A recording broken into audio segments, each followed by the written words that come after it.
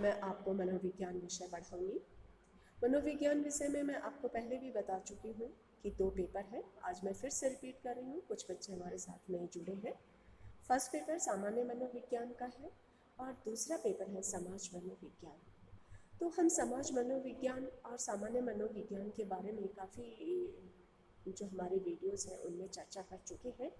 आज मैं समाज मनोविज्ञान के बारे में हमने क्या क्या पढ़ा, एक तो वो बता रही हूँ कि समाज मनोविज्ञान में हमने जो पहले पढ़ा है, समाज मनोविज्ञान क्या है, समाज मनोविज्ञान का स्वरूप क्या है, समाज मनोविज्ञान के क्षेत्र कौन कौन से हैं, उनका कार्य क्षेत्र कहाँ कहाँ है, कहाँ कहाँ हम उपयोग में ले सकते हैं, उसकी उपयोगिता क्या है, महत्व क्या है, इन सब चीज़ों पे प्रकाश डाला गया। इसके अलावा समाज मनोविज्ञान की विधियों पे भी प्रकाश डाला गया है कि जब हम अध्ययन करते हैं तो अध्ययन में कौन कौन सी विधियों को काम में लाया जा रहा है। इसके लिए हमने प्रश्नावली विधि को पढ़ा है, साक्षात्कार विधि को पढ़ा है, सर्वे विधि को पढ़ा है, व्यक्तिगत इतिहास विधि को पढ़ा है और प्रयोगात्मक विधि को पढ़ा गया। इन सभी में महत्वपूर्ण विधि जो थी वो प्रयोगात्मक विधि है। आज मैं आपको एक दूसरे टॉपिक पे चर्चा कर रही हूँ, वो है नेतृत्व, जो आज के आधुनिक युग में बहुत ही महत्वपूर्ण माना गया है। नेतृत्व एक विश्वव्यापी प्रोसेस है जो मनुष्य और पशुओं दोनों समाजों में पाई जाती है। अगर किसी से ये पूछा जाए कि उस समूह का नेता कौन है, तो उस व्यक्ति का सीधा सा एक उत्तर यही होगा कि उसका नेता वही होगा जो उसके सदस्यों द्वारा उसका अनुसरण किया जाता है। उसके बाद आपको मैं बता रही हूँ कि नेतृत्व कहते किसे हैं, उसका अर्थ क्या है। तो हमारे मनोवैज्ञानिक लापियर तथा फ्रांस वर्थ ने अपनी जो परिभाषा दी है उसमें उन्होंने लिखा है, नेतृत्व वह व्यवहार है जो अन्य व्यक्तियों के व्यवहारों को उससे कहीं अधिक प्रभावित करता है जितना कि उन सभी व्यक्तियों का व्यवहार नेता को प्रभावित करता है। यानी हमारा व्यवहार नेता को जितना प्रभावित करता उससे ज़्यादा नेता का व्यवहार हमको प्रभावित करता है। उसके बाद हम ये देखते हैं कि एक व्यक्ति में ऐसे कौन कौन से क्वालिटीज़ होनी चाहिए, ऐसे कौन कौन से गुण होने चाहिए जिसके आधार पर हम उसको हमारा नेता चुन सकते हैं। तो अब हम जो चर्चा कर रहे हैं वो नेतृत्व के सामान्य गुणों की कर रहे हैं। नेतृत्व के कुछ गुण ऐसे हैं या कुछ गुण ऐसे हैं जिनके आधार पर एक नेता को आसानी से समझा जा सकता है या उसको पहचाना जा सकता है। विभिन्न मनोवैज्ञानिकों ने नेतृत्व गुणों के को अलग अलग बताया। आलपोर्ट ने नेतृत्व के 18 गुणों पर चर्चा की है और वहीं पे टीड ने नेतृत्व के 10 गुणों की चर्चा की है। वैसे हम इन सभी को देखते हुए समाज मनोवैज्ञानिकों द्वारा जो अध्ययन किया गया है और इस निष्कर्ष पर पहुँचे हैं कि एक नेता में कुछ सामान्य गुण होने चाहिए जिनमें प्रमुख है, फर्स्ट है शारीरिक गुण।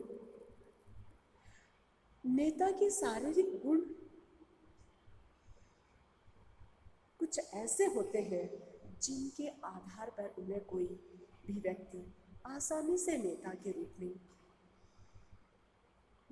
पहचान कर लेता है या प्रत्यक्षीकरण कर लेता है। अध्ययनों से ये स्पष्ट हुआ है कि नेता के 3 प्रमुख शारीरिक गुण हैं, कि एक नेता में 3 ऐसे गुण होने चाहिए जिनके आधार पर हम उसको नेता कह सकते हैं। वो प्रमुख है, फर्स्ट ऊंचाई, दूसरा वजन और तीसरा अच्छे स्वास्थ्य व स्फूर्ति। देखा गया है कि नेता की ऊंचाई सामान्य रूप से अधिक होती है क्योंकि अधिक लंबाई व्यक्ति की असाधारणता प्रदान करती है जिसके कारण उसे नेतृत्व का कार्यभार संचालन में कुछ सुविधा होती है। यह भी देखा गया है कि अलग अलग समूह के नेता की लंबाई भी अलग अलग होती है। खिलाड़ियों के नेता अधिक लंबे होते हैं, लेकिन राजनीतिक नेताओं की लंबाई कम भी हो सकती है। उदाहरण के तौर पे हम देखें कि महात्मा गांधी जी और लाल बहादुर शास्त्री जैसे राजनीतिक नेताओं की लंबाई अपने अनुयायियों से कम थी। दूसरा पॉइंट आता है वचन। वचन नेता का दूसरा प्रमुख शारीरिक गुण है। अध्ययनों में यह साबित हो गया है कि नेता अधिकांशतः भारी शरीर वाले होते हैं, लेकिन ये कोई जरूरी नहीं है। ये क्योंकि बहुत सारे नेताओं का शरीर भारी न होकर हल्का फुल्का या कम वजन का भी होता है। और तीसरा गुण आता है वो बहुत ही महत्वपूर्ण है, स्फूर्ति एवं स्वास्थ्य। अधिकतर मनोवैज्ञानिकों का मानना है कि नेता का स्वास्थ्य आम व्यक्तियों से अच्छा होता है और उसमें स्फूर्ति भी अधिक होती है। ये तीनों गुण ऐसे हैं जो एक नेता के लिए अधिक जरूरी है, लेकिन जरूरी नहीं कि संसार के बड़े बड़े नेता जैसे महात्मा गांधी, नेपोलियन, हिटलर अपने अनुयायियों से न तो लंबे थे, न ही शरीर से भारी थे और न ही शारीरिक रूप से अधिक शक्तिमान थे।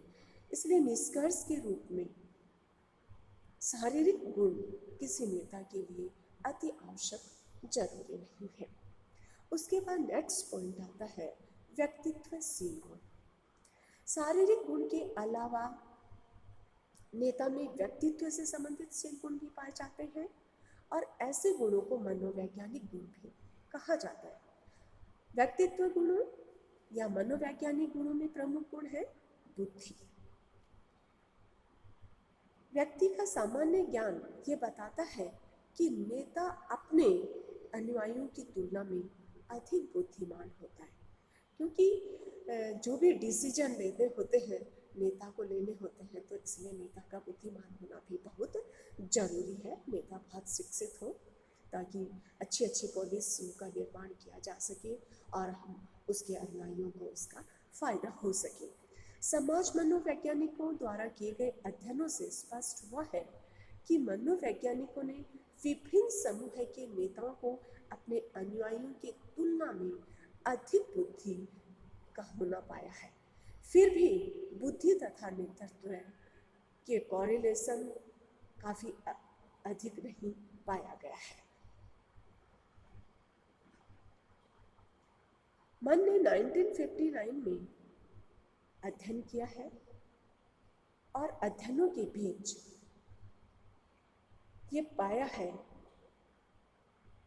कि दोनों में 0.35 का सहसंबंध पाया है। कुछ ऐसे भी मनोवैज्ञानिक हैं जिन्होंने बुद्धि और नेतृत्व के बीच कोई सहसंबंध नहीं पाया है।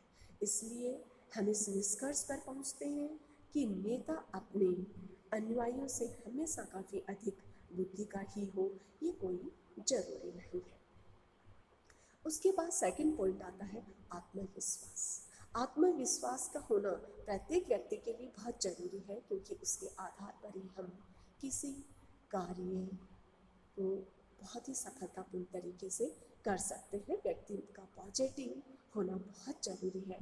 कार्य की सफलता के लिए आत्मविश्वास होना बहुत जरूरी है। तो सेकंड पॉइंट हम कर रहे हैं आत्मविश्वास।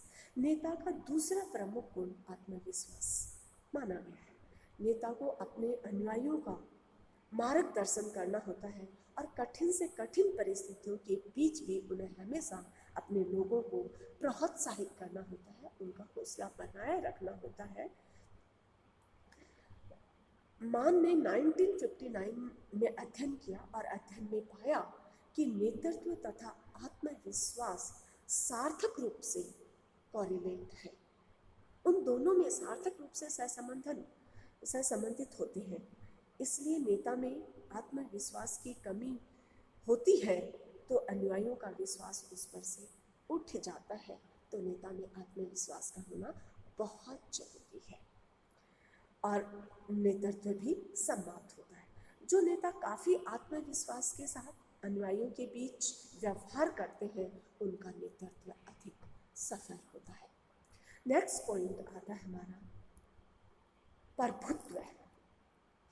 मन ने 1959 में अपने नेतृत्व और प्रभुत्व में पॉजिटिव सहसंबंध पाया है।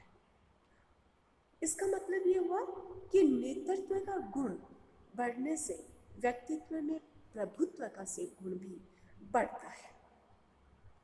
कैलिफोर्निया साइकोलॉजिकल यूनिवर्सिटी के प्रभुत्व मापने के प्राप्तांकों के आधार पर 2 तरह के व्यक्तियों को चुना गया है 1968 में, और यह अध्ययन किया गया है। इसमें कुछ व्यक्ति ऐसे थे जिनका प्राप्तांक उस मापनी पर काफ़ी अधिक तथा कुछ व्यक्ति ऐसे थे जिनका प्राप्तांक इस मापनी पर काफ़ी कम था। पहले तरह के व्यक्तित्व में प्रभुत्व का सेल गुण अधिक था और दूसरे तरह के व्यक्तियों के में प्रभुत्व का सेल गुण कम था। इन दोनों तरह के व्यक्तियों में से एक एक व्यक्ति को लेकर कई समूह बनाए गए। इस तरह से प्रत्येक व्यक्ति में 2 व्यक्ति थे, एक अधिक प्रभुत्वशील गुण वाला और दूसरा कम शील गुण वाला। समूह का नेता कौन बनेगा, इसका निर्णय समूह के दोनों ही सदस्यों को मिलकर करना था। परिणामों में ये देखा गया कि 75% अधिक प्रभुत्वशील गुण वाले पुरुषों ने तथा 70% अधिक प्रभुत्वशील गुण वाले महिलाओं ने समूह का नेतृत्व अपने अपने हाथों में लेने की इच्छा व्यक्त की। इस अध्ययन से यह स्पष्ट हो जाता है या पुष्टि हो जाती है कि प्रभुत्वशील गुण होने पर समूह का नेता बनना आसान हो जाता है, या यूँ कहा जा सकता है कि समूह के नेतृत्व में प्रभुत्व का गुण अधिक सहायक होता है। बच्चों, अब नेक्स्ट क्लास में हम इसके आगे के गुणों पर चर्चा